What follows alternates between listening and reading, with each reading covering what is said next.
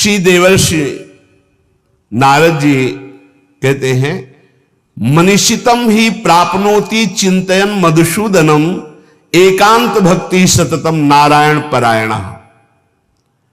भगवान जब कृपा करते हैं तो अपनी एकांत भक्ति प्रदान करने के लिए अपने एकांतिक प्रेमियों का संग देते हैं। नाथ कृपा ही को पंथ चितवत दीन हो दिन रात, होई धो के काल दीन दयाल जान न जात। रात दिन केवल प्रभु की कृपा की बाट जो होने वाले को भगवत महाप्रेमी इनका संग मिलता है। जो रात दिन भगवान की कृपा की बाट, प्रभु मैं तो अज्ञानी नीच अधम हूं, मुझे पता नहीं आपकी कैसे प्राप्ति होगी, अब आप ही कृपा करो, तो भगवान ऐसे संतों से जोड़ देते हैं। जब भारी व्याकुलता होती है, मुमुक्षुता होती है या भगवत प्राप्ति की चाह होती है। मनीषितम ही प्राप्नोति चिंतन मधुसूदनम एकांत भक्ति सततम नारायण परायणा। देवर्षि नारद जी कहते हैं कि मनीषियों की कृपा से, संतों की कृपा से एकांतिक भक्ति का परिचय मिलता है, जो प्रभु का एकांतिक चिंतन होता है। यद दुर्लभम यद प्राप्यम मानुषो यन्न गोचरम तदप्य प्रार्थितो ध्यातो ददाति मधुसूदना। जो दुर्लभ है, अप्राप्य है, वो संतों से प्राप्त किया जाता है। संतों के पास जाकर भोगों की याचना करना, रोग निवृत्ति की बात करना, कामनाओं की पूर्ति होना या वोट आदि के लिए बात करना, ये बहुत व्यर्थ की बातें हैं। ये आपका व्यवहारिक विषय, आप इसको देखिए। आप संतों के पास जाइए परम पद प्राप्ति के लिए, भगवत प्राप्ति के लिए, ईश्वर निरंतर चिंतन करते हुए कैसे हमको स्वीकार करे, इस बात के लिए जाइए। जो दुर्लभ है, यद दुर्लभम यद प्राप्यम मनुष्यो यन्न गोचरम, जहां मन की कल्पना भी नहीं पहुंच सकती है, भावना भी नहीं पहुंच सकती है, ऐसे भगवान के ध्यान, ऐसे भगवान के स्मरण का अधिकार भगवत प्रेमी महात्माओं के संग से प्राप्त होता है। हृदय कृत्वा तथा कामान अभीष्टम द्विज पुंगवाह, एकम नाम जपेद्यस्तु तत्कामान वाप्नुयात्। जो हृदय में कामनाएं भी रखते हैं भोगों की, यदि वो मेरी बात पर श्रद्धा कर ले कि एकमात्र नाम जप पर ध्यान दे, सारी कामनाओं की पूर्ति हो जाएगी। पहले नाम जप तुम्हारे दुख को प्रदान करने वाले पापों को भस्म करेगा। यदि आप चाहते हैं कामना की पूर्ति, कामना की पूर्ति होगी। यदि आप कामना की पूर्ति ना चाहें तो भगवत प्राप्ति करा देगा नाम जप। यद भ्रू नर्तन वार्तिन्यो सिद्ध्योष्टौ नृपात्मज, तमाराध्य श्रीकेश मपवर्गोप्य दूरतः। आठों सिद्धियां जिनके नाम में विराजमान हैं, वशीभूत हैं। आप राधा राधा राधा राधा नाम जप करके देखो, आप देख लो, मान लो हमारी बात, जो चाहोगे प्राप्त हो जाएगा। भ्रूभंग मात्र से जिनकी सृष्टि का सृजन, पालय और लय होता है, सृजन होता है, पालन होता है और लय होता है, ऐसे भगवान को अधीन करने की सामर्थ्य एकमात्र नाम में है। ऋषिकेश भगवान की आराधना, मोक्ष, प्रेम जो चाहोगे प्राप्त हो जाएगा। नाम नाम जप करो। यश्च रामं न पश्येतु यम हि रामो न पश्यति, निंदिता सा भवेल लोके स्वात्माप्येनम विगर्हति। धिक्कार है उसके जीवन को जिसने भगवान की तरफ नहीं देखा। धिक्कार है उसके जीवन को जिसको भगवान ने कृपा करके नहीं देखा। मन क्रम वचन छाण चतुराई, तो भजत कृपा करी है रघुराई। अर्थात उसका जीवन व्यर्थ है जिसने नाम जप नहीं किया। सम्याग आराधितो विष्णु किम नयच्छति देहिनाम, ते धन्याः कृत पुण्यास्ते तेषां च सफलो भवः। यैर् भक्त्या हृद आराधितो विष्णु हरि सर्व सुख प्रदः। यदि भगवान श्री हरि की आराधना नहीं की तो ये देहधारी जीव तेरी दुर्दशा होगी। जैसे जानवर को लाठी से मारा जाता है, ऐसे देखा मारते हुए वृद्धों को, भ्रमण में देखा है, सब दृश्य देखे। वही तुम्हारा कर्म तुम्हारे बच्चे की बुद्धि में बैठकर तुमको दंड दे रहा है। तुमने हरि का भजन नहीं किया ना, पूरा जीवन व्यर्थ किया ना पापाचरण के उसी बेटे के लिए, उसी परिवार के लिए, वही तुम्हें कष्ट देगा। मान लो ये शास्त्र आज्ञा हो रही। जिसने भगवान श्री हरि की आराधना नहीं की, मंदोदरी छाती ऐसे रावण की पीट के कह रही, रामो विमुख असहाल तुम्हारा, रहा न को कुल रोव निहारा। भगवान से विमुख होने पर तुम्हारा ऐसा हाल हो गया। देखो भगवान का आराधना का स्वरूप देखो।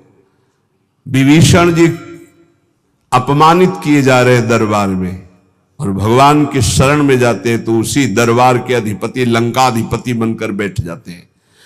जो संपत्ति शिव रावण ही दीन दिए दशमात, सोई संपदा विभीषण सकुच दीन रघुनाथ। कैसे कृपालु हमारे प्रभु श्री हरि है। जो देहधारी भगवान का भजन नहीं करता, दुर्गति ही दुर्गति है, पक्का दुर्गति है। सर्वव्यापी श्री हरि की आराधना जिसने किया उसका जीवन धन्य हो गया। इसलिए मान लो जीवन का परम लाभ धन्य करना, जीवन का नाम जप करना है। चाहे जैसी परिस्थितियों में, क्या पैसा लगता है, राधा राधा राधा, इसमें कौन सी आपकी बहुत सी बड़ी मेहनत लगती है। राधा राधा राधा नाम जपने में क्या जाता है आपका, सब कुछ प्राप्त हो जाएगा। ध्यान रखना। कल एक 28-30 वर्ष की अवस्था ठाकुर जी को लिए हुए, स्वस्थ शरीर, आंखों से अश्रु प्रवाह, कह रहे थे ऐसी कृपा हमारे ऊपर क्यों हुई, मैंने तो कुछ ऐसा नहीं किया, बहुत ही गलत आचरण करने वाला, और आज ठाकुर जी को मैं जी नहीं सकता इनके बिना।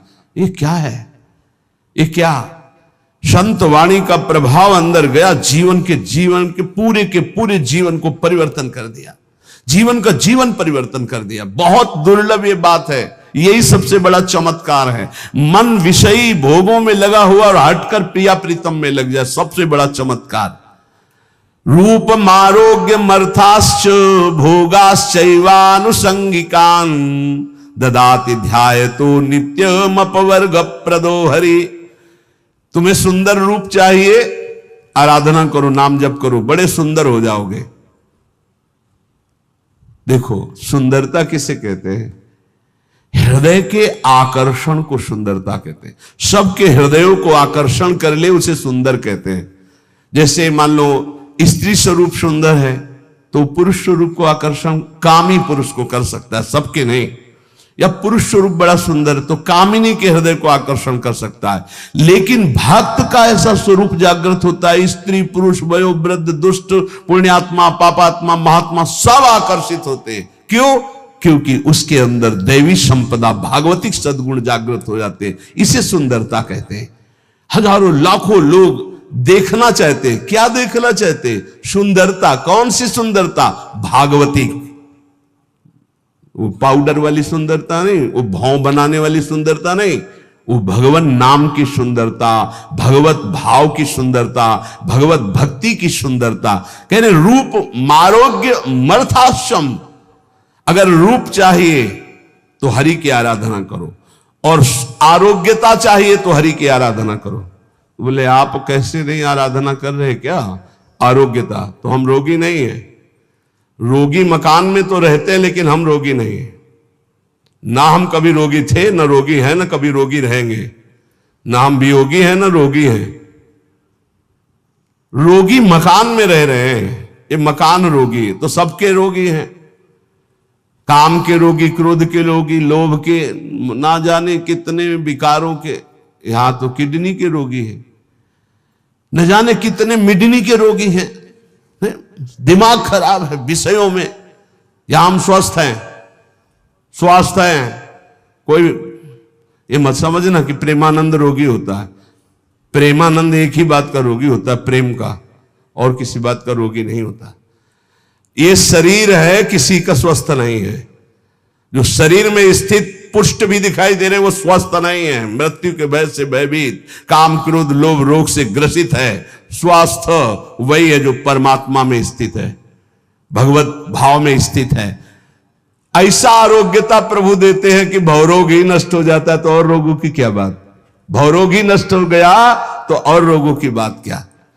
अर्थाश्च, अर्थ माने होता संपत्ति, इतनी बड़ी संपत्ति मिली है कि ब्रह्मा के पास भी नहीं है। कुंज महल की टहल सुख, दंपति संपत्ति पाई है, जैसे रूप लाल हित प्रीति सो जो 84 गाई है। हमें संपत्ति मिल गई, दंपत्ति प्रिया प्रीतम। हम कोई बोले रूप मारोग्य मर्थास्य भोगास्य वालुसंगिकान, बोले अद्भुत भोग की प्राप्ति। कौन सा भोग? बोले प्रिया प्रीतम की रस केली के दर्शन का भोग। जैसे ही हरिवंश निकट दासी जन लोचन चसक रसासो गटकत, रसासो गटकत, लोचन चसक रसासो गटकत। ददाति ध्यायतो नित्यम अपवर्ग प्रदो हरि, जो हरि का ध्यान करने वाले हैं उनको रूप मिलता है, आरोग्यता मिलती है, संपत्ति मिलती है, भोग मिलता है। और ददाति भगवान नित्य अपवर्ग अर्थात मोक्ष सुख, नित्य सुख उसे प्रदान कर देते हैं। आतिपातक युक्तोपि ध्यायेन निमिषमच्युतम भूयस तपस्वी भवति पंक्ति पावन पावनः। यदि एक क्षण भी ऐसी स्थिति हो जाए कि शरीर का भाव भूल जाए और भगवदाकार वृत्ति एक क्षण भी, तो इतना महान हो जाता है कि जन्म जन्मांतरों के सारे पाप नष्ट हो जाते हैं और वो पंक्ति के पंक्ति को निष्पाप कर सकता है अगर एक क्षण भी। अतिपातक युक्तोपि ध्यायेन निमिष मच्युत, एक निमिष भी, इतने देर के लिए यदि तन्मय हो गया प्रिया प्रीतम में, प्रभु में, एक निमिष भर के लिए शरीर को भूल गया, उसमें इतनी सामर्थ्य। तभी तो एक बार गुरुदेव भगवान ने कहा था, रसिक जन जो 5 मिनट में भजन कर लेते हैं, साधक 24 घंटे उतना भजन नहीं कर सकता 5 मिनट में। वो यही जो यहां लिखा है, एक निमिष में। भूयस तपस्वी भवत, उससे बड़ा कोई तपस्वी भूमंडल पे नहीं जो एक पल के लिए भगवान में डूब गया। डूबना, हम तो कहते डूबते क्या है, तो उठा के फेंक दिया जाता है प्रेम समुद्र में। ऐसी कृपालुता यहां की सखियों की है। जिसके कान में भगवान का नाम नहीं पड़ा, कीर्तन नहीं पड़ा, कथा नहीं पड़ी, तो बोले स्वीडवराहोष्ट खरई संस्तुतः पुरुषः पशु नयत कर्ण पथो पेतो जातु नाम गदाग्रजः। जिसके कानों में भगवान नाम नहीं पड़ा, भगवत चर्चा नहीं पड़ी, तो बोले वो नर पशु है, नर पशु, मनुष्य रूप में पशु है, वो कुत्ता है, वो विष्ठाभोजी सुअर है, वो ऊंट है, वो गधा है, ऐसा वर्णन करें। स्विड वराहोष्ट खरई है, स्विड वराहो खरई गधा, स्वान कुत्ता, ऊंट। क्यों? क्योंकि भगवान से विमुख है, तो बोझा ढो रहा है संसार का केवल गधे की तरह, कुत्ते की तरह। जैसे कुत्ता इस भोग से उस दरवाजे में खाने, ऐसे भोगों में भटक रहा है केवल। जैसे ऊंट है ना, कांटे की वस्तुएं खाने में बहुत अच्छा लगता है, ऐसे गंदे विषयों को भोगने में केवल अच्छा समझता है। जिसके कानों में भगवत चर्चा नहीं गई, जिसने अपनी जबान से भगवान नाम कीर्तन नहीं किया, वो पशु से भी गया गुजरा है। मनुष्य के कान बने हुए भगवत चर्चा सुनने के लिए, जबान मिली हुई है भगवत प्राप्ति के लिए। खूब नाम जप करे, नाम कीर्तन करे। कृपन देई पाई परो बिनु साधे सिद्धि होई, सीतापति सन्मुख समुझ जो की जय शुभ सोई। इसलिए मेरी बात मानो, पाए पर जाओ भगवान के, अर्थात भगवान की शरण में हो जाओ, सारी सिद्धियां अपने आप आ जाती शरणागत के हृदय में। ये बात मान लो, मान लो, तुम्हारे किए नहीं होगा, प्रभु की शरण में हो जाओ। राम ही डरु करु राम सु ममता प्रीति प्रतीति, तो तुलसी निरुपदि राम को भय हारे हूं जीती। यदि भगवान का तुम्हारे हृदय में डर हो गया कि सर्वत्र भगवान मुझे देख रहे हैं, मैं कहां पाप करूं, कोई जगह ऐसी नहीं जहां मुझे भगवान नहीं देख रहे। तो बोले अगर ये प्रभु का डर आ गया और प्रभु की शरण में हो गए तो हार भी जाओगे तो जीता देंगे भगवान, हार भी जाओगे तो जिता देंगे। तुलसी निरुपति राम को भय हारे हो जीत, हार भी गए तो जीत जाओगे। इनका स्वभाव है जन अवगुण प्रभु मान न काऊ, दीन बंधुवती मृदुल स्वभाव। ऐसा स्वभाव कि एक बार शरण में हो गए तो तुम्हारा नाश नहीं होने देंगे, चाहे जितना पतित हो जाओ वो तुम्हारा उद्धार करके ही छोड़ेंगे, वो पतित पावन है। वेद पुराण संत मत एहू, सकल सुकृत कर फल राम सनेहू। समस्त साधना का फल है प्रभु के नाम में प्रेम हो जाए, प्रभु के चरणों में प्रेम हो जाए। इसलिए विनिश्चितम बदामि तेनान्यथा वचांसि में, हरिम नरा भजन्ति एति दुस्तरम तरन्ति ते। मैं तुम्हें सब शास्त्रों का निश्चित सिद्धांत बता रहा हूं, मेरी बात झूठ मत मानना।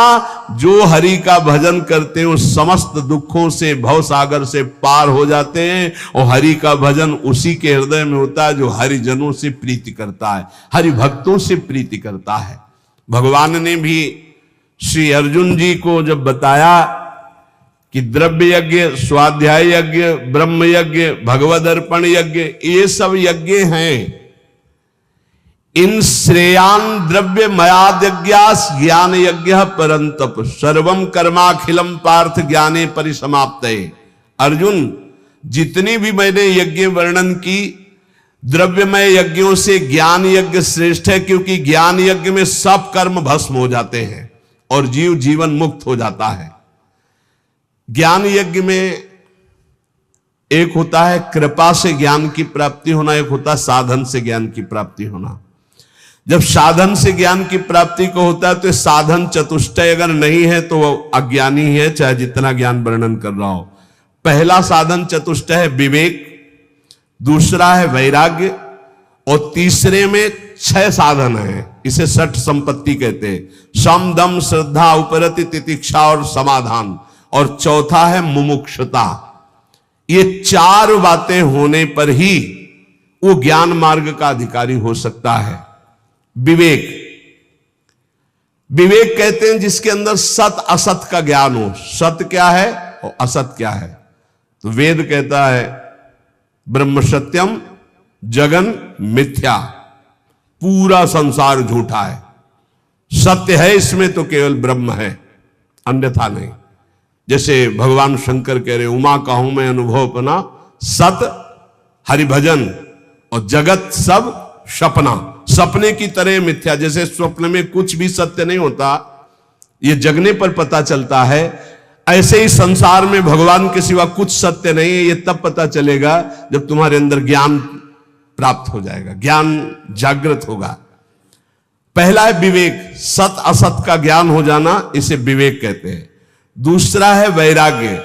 वैराग्य का तात्पर्य है लोक परलोक के समस्त भोगों से भोगने की इच्छा का त्याग, भोग में सुख बुद्धि का त्याग, समीप भोग होने पर भोगने की न इच्छा होना, इसे वैराग्य कहते हैं। अब षट संपत्ति का वर्णन, बोले षट संपत्ति में सम, मन को इंद्रियों के विषयों से हटाकर अपने लक्ष्य में लगाना, उसे सम कहते हैं। और इंद्रियों को विषयों से हटा करके लक्ष्य पर स्थित कर देना, उसे दम कहते हैं।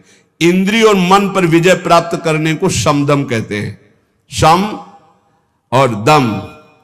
फिर श्रद्धा, शास्त्र और गुरु के वचनों में बिल्कुल ज्यों का त्यों विश्वास हो जाना, उसे श्रद्धा कहते हैं। फिर उपरति, उपरति कहते हैं जैसे हमारे अंदर भोगने की इच्छा है पर मैं भोगूंगा नहीं क्योंकि भगवत प्राप्ति करनी, इसे कहते हैं त्याग। भोग सामग्री है पर भोगने की इच्छा ही नहीं, इसे कहते हैं वैराग्य। पर कोई भोग सामग्री है ऐसा बोध ही न रह जाना, इसे उपरति कहते हैं। ज्ञान प्राप्ति के लिए त्याग वैराग्य से बढ़कर उपरति की आवश्यकता है। उपरति, वृत्तियों का किंचन मात्र भी कोई भोग है ऐसा ज्ञान न रह जाना, उपरति कहते हैं। भोग है ऐसा ज्ञान ही न रह जाना। और तितिक्षा, सर्दी गर्मी, मान अपमान, निंदा स्तुति, इन सबको समान भाव से सह जाना तितिक्षा कहते हैं। और समाधान, चित्त का शंका रहित होकर परमात्मा तत्व में स्थित हो जाने का नाम समाधान है। चित्त का समाधान हो जाना, अब कोई प्रश्न नहीं, कोई शंका नहीं। और चौथा है मुमुक्षता, अब मैं मुक्त होना चाहता हूं, मुझे अब संसार से मुक्त होना। ये चार हो और फिर उसे किसी महापुरुष का संग मिले तो भगवान कह रहे तद्विद्धि प्रणिपातेन परिप्रश्नेन सेवया उपदेक्षन्ति ते ज्ञानम ज्ञानिनस्तत्वदर्शिनः। अब उस उपासक को जो मुमुक्षु है, जो संसार से मुक्त हो जाना चाहता है, उस संत के पास जाए। भगवान की कृपा से संतों का परिचय मिल जाता है। जब किसी महापुरुष के समीप जाए तो पहली बात ये समझ ले कि तुम्हारी श्रद्धा से ही कल्याण होने वाला है। उनके समीप तुम्हारी जितनी जोर की श्रद्धा उन पर होगी उतना ही आपके ऊपर प्रभाव पड़ेगा। श्रद्धा की कमी होने के कारण संत के पास जाने पर भी महापुरुष जो उसे उपदेश दे रहे हैं वो अपना कल्याण नहीं कर पाएगा। अगर श्रद्धा जोर की है तो कल्याण हो जाएगा, मतलब आपकी श्रद्धा पर टिका हुआ है आपका कल्याण। वो संत महापुरुषों की वाणी तभी प्रभाव डालेगी जब आपके ऊपर प्रथम हृदय श्रद्धा जो करे, आचार्य जन जाय अनुसरे जहां जहां हरिवंश के। श्रद्धावान लभते ज्ञानम। अगर श्रद्धा में कमी है तो देखो दुर्योधन को भगवान समझा रहे हैं, लेकिन क्या समझ आई? क्या श्रद्धा में कमी इसलिए नहीं, भगवान समझा रहे तो नहीं समझ में आई, नहीं कल्याण हुआ उसका। वो भगवान से कह रहा आप 5 गांव की बात कर रहे हो, मैं सुई की नोक भर नहीं दूंगा बिना युद्ध के। और भगवान बात कर रहे हैं, भगवान से कह रहा कि आप जानते हो कि आप ही धर्म को जानते हो, मैं धर्म को नहीं जानता। मैं जानता हूं, मैं जानता हूं, जानामि धर्मम न च मे प्रवृत्ति, मेरी प्रवृत्ति नहीं है, मैं जानता हूं धर्म को। भगवान की एक बात भी नहीं मानी। ऐसे ही कह रहे ज्ञानी महापुरुष के समीप तुम्हारी श्रद्धा जितनी अधिक होगी उतना लाभ होगा। इसलिए सबसे पहले कह रहे तद्विद्धि प्रणिपातेन, वो तत्वदर्शी तत्व ज्ञान प्राप्त महापुरुषों के पास जाकर के उनको पहले साष्टांग दंडवत करो। प्रणिपातेन, साष्टांग का तात्पर्य होता है मैं आपकी आज्ञा के अनुसार चलूंगा, मैं आपका शरणागत हूं। पूरा ऐसे हाथ उठा के, जब हम साष्टांग जब करते हैं तो ऐसे करते हैं, हाथ उठाते हैं, फिर हाथ जोड़ते हैं, फिर लेट जाते हैं, उसे साष्टांग दंडवत करते हैं। प्रणिपातेन, ज्ञान की प्राप्ति के लिए संत स्वरूप सदगुरु के पास जाकर उन्हें साष्टांग दंडवत प्रणाम करे, अर्थात नीचवत सेवेत सदगुरुम। सदगुरु का सेवन अपने को सबसे नीच समझकर किया जाता है। अपने शरीर से गुरु का कभी निरादर तिरस्कार ना होने पाए, इसलिए जब गुरुदेव सामने हो तो नम्र हाथ जोड़कर सरलता पूर्वक उनके सामने पेश हो। जिज्ञासु मुमुक्षु उपासक को चाहिए कि उन गुरुदेव भगवान को सेवा के द्वारा प्रसन्न कर ले। अपने आप को उनकी आज्ञा के अधीन करना ही उनकी प्रसन्नता है। इसीलिए भगवान कह रहे सेवया, पहले प्रणिपातेन फिर सेवया। वैसे सेवा शब्द से तत्काल बुद्धि सबकी आती है कि वस्तु पदार्थ हाथ पैर दबाना ये सब गुरु सेवा के अंतर्गत। इसका मतलब गुरु सेवा केवल यही नहीं है, सेवा का एक बाहरी अंग है। गुरुदेव को अपना शरीर प्रिय नहीं जितना उनके वचन प्रिय, सिद्धांत प्रिय है।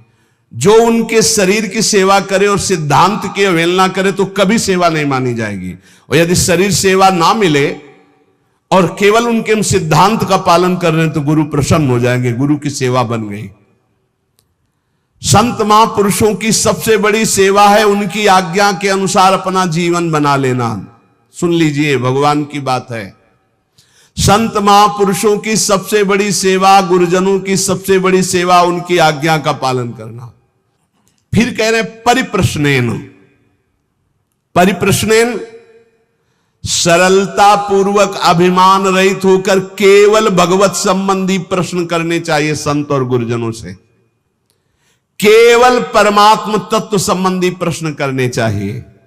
जिज्ञासु भाव से सरलता पूर्वक नम्रता पूर्वक प्रश्न करना चाहिए। अपनी विद्वता दिखाने के लिए या गुरुदेव की विद्वता देखने के लिए प्रश्न नहीं करना चाहिए, इससे अपराध लगता है। तद्व ज्ञानार्थ सा गुरु मेवा भी गच्छेत समित पाणी श्रोत्रियम ब्रह्मनिष्ठम। हम ज्ञान प्राप्ति के लिए सदगुरुदेव के समीप जाते हैं, संत के समीप जाते हैं, विनय पूर्वक पत्र पुष्प कुछ हाथ में भेंट लेकर समिधा उनके चरणों में अर्पित करके। कैसे? श्रोत्रियम ब्रह्मनिष्ठम, ये दोनों होने चाहिए, तभी गुरु बनाना चाहिए। कई लोगों ने एकांतिक में प्रश्न किया कि गुरु कैसे होने चाहिए, तो इसमें भगवान बता रहे श्रोत्रियम ब्रह्मनिष्ठम। श्रोत्रियम संपूर्ण शास्त्रों का ज्ञान, ब्रह्मनिष्ठम परा तत्व, ब्रह्म तत्व में स्थिति प्राप्त। मैं कौन हूं, संसार क्या है, बंधन क्या है, मोक्ष किसे कहते हैं, परमात्मा तत्व का अनुभव कैसे होता है, मेरे साधन में क्या क्या बाधाएं हैं, उन साधन की बाधाओं को कैसे दूर करूं, तत्व समझ में नहीं आ रहा, आदि आदि प्रश्न केवल भगवत संबंधी ही होने चाहिए।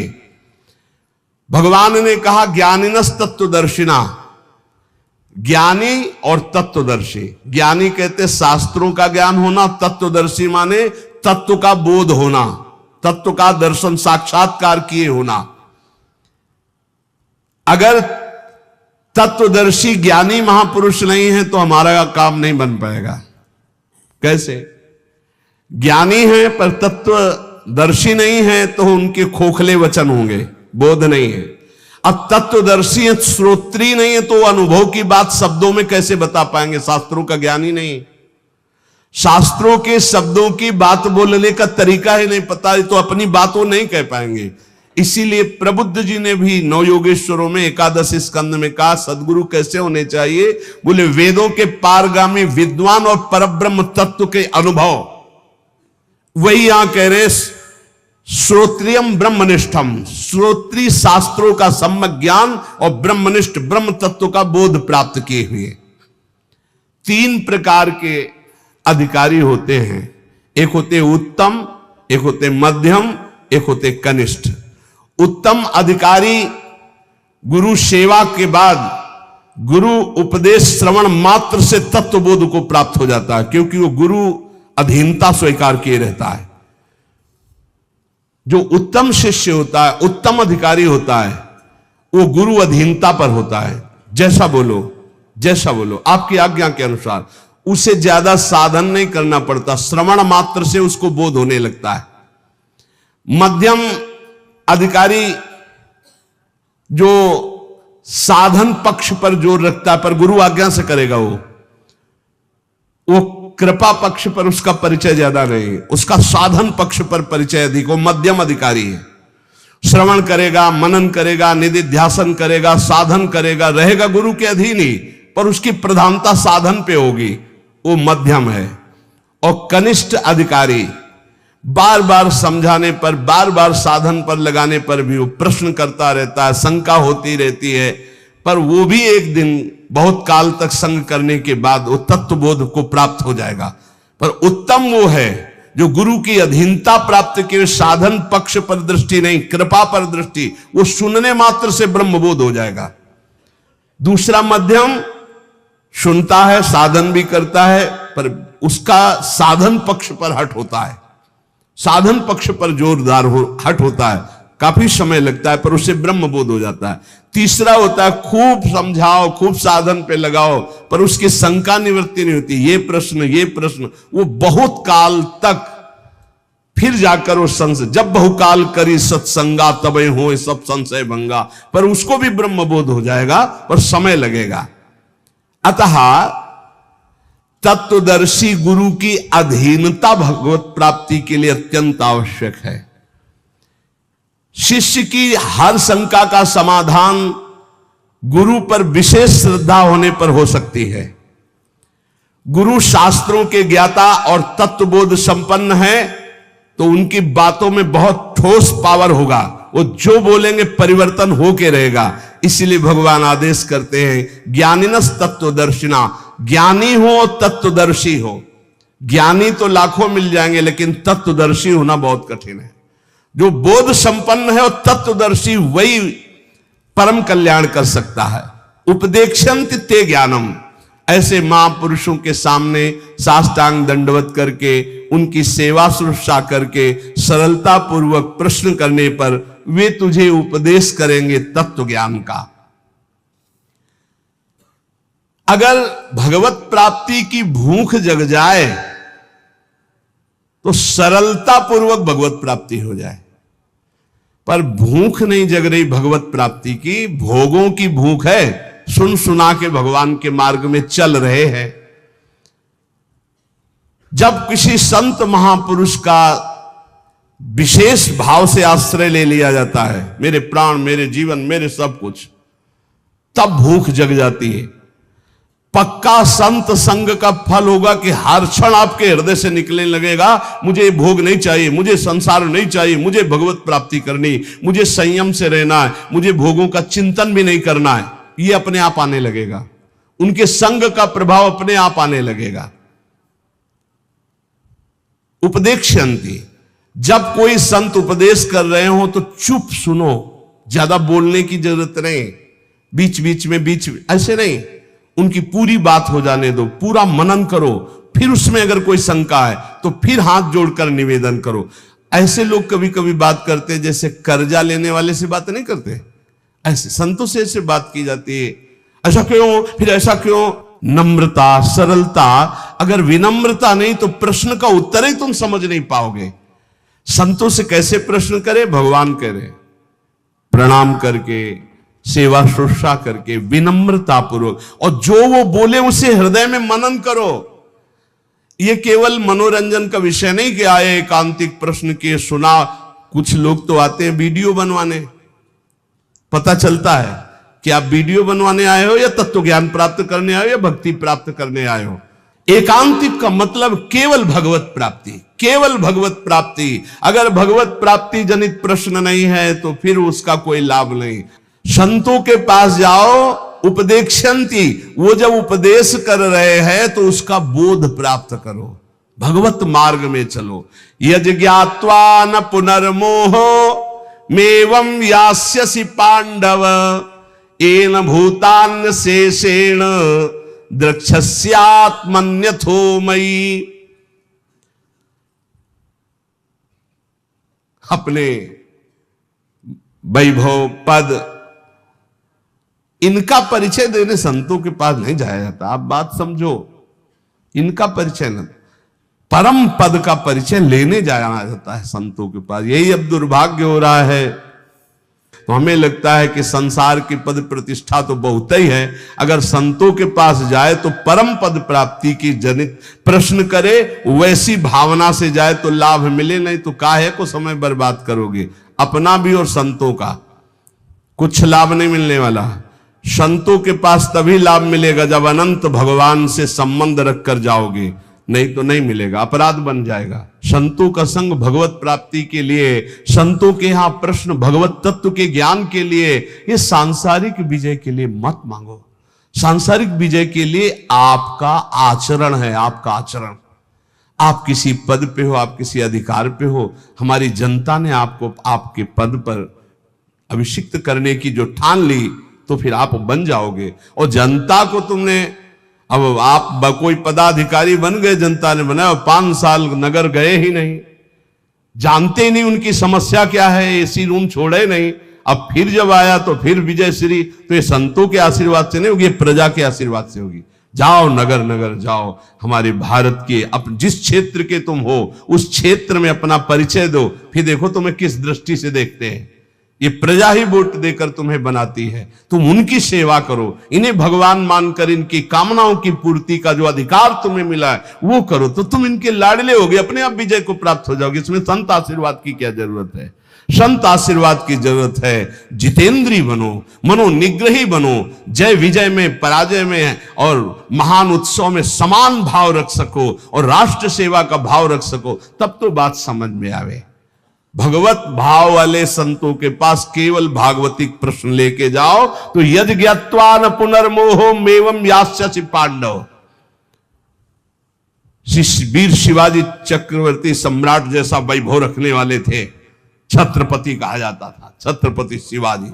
लेकिन जब संतों के पास जाते थे तो राजमद से अलग होकर साधारण बनकर नंगे पैर जाते थे, सर भी खुला, पादुका भी नहीं, अंगरक्षक केवल एक साथ, सब दूर राजवैभव, फिर जाके सत्संग करते थे।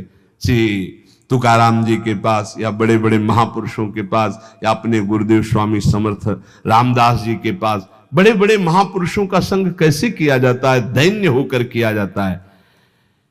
यदि ज्ञात्वा न पुनर्मोह मेवम यास्यसि, भगवान कह रहे हैं जो संत जन उपदेश करते हैं, यदि उसका तूने अनुभव कर लिया तो तुम्हें कभी मोह नहीं होगा। मोह ही जन्म मरण का हेतु है, मोह ही बहुत दुख प्रदान करने वाला है। हे अर्जुन, जिस तत्व ज्ञान से ये न भूत्यान शेषेण तू संपूर्ण प्राणियों को पहले अपने में और उसके बाद मुझ सच्चिदानंद घन परमात्मा में देखेगा, वो ज्ञान तुझे संतों से मिलेगा। जब तू प्रणाम करके सेवा करके उनसे प्रश्न करेगा तो वो तुम्हें उपदेश करेंगे, उसका फल होगा कि तुम अपने आराध्य को सब में देखोगे और सब को अपने आराध्य में देखोगे, कहीं मोह नहीं रह जाएगा, तुम परम पद के अधिकारी बन जाओगे। देखो, जीवन का लाभ संत समागम, प्रारंभ से अभी तक संत समागम का लाभ, नाम जप में प्रीति हो जाए, किसी से द्रोह ना हो, सब में अपने आराध्य देव बैठे, पक्का समझ लो। ये ढांचे अलग अलग हैं, इनमें ईश्वर एक ही सब में विराजमान है। विविध नाम रूप अलग अलग है, एक ही परमात्मा सब में विराजमान है। ये ज्ञान आपको नाम जप से मिलेगा, ये ज्ञान भगवत सेवा से मिलेगा, ये ज्ञान आप सब शरीरधारियों के प्रति हित की भावना से मिलेगा। खूब नाम जप करो, कोई नशा मत करो, अच्छे आचरण करो। परिवार और समाज की सेवा से बढ़कर के कोई और भगवत सेवा नहीं है। इन्हीं में भगवान का दर्शन करते हुए इनकी सेवा करो तो तुम्हें भगवान की कृपा प्राप्ति इसी जन्म में हो जाएगी।